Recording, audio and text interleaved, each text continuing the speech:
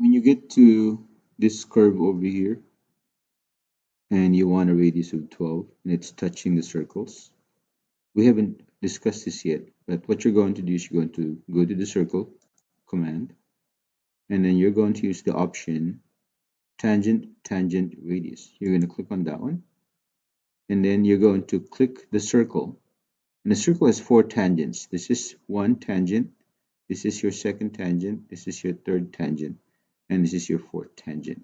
Okay, so that's 1, 2, 3, 4, just like in math, four tangents, four quadrants and four tangents. So what you wanted to do is you wanted to select this part of the circle here because it touches the circle on this first quadrant over here. Okay, so we're going to touch it there and make sure that you touch also the circle on this side.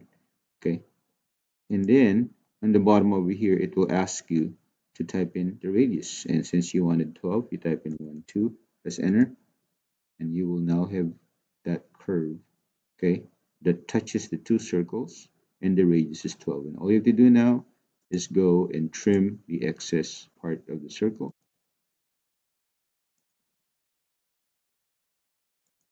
and that's how to do this portion of the problem.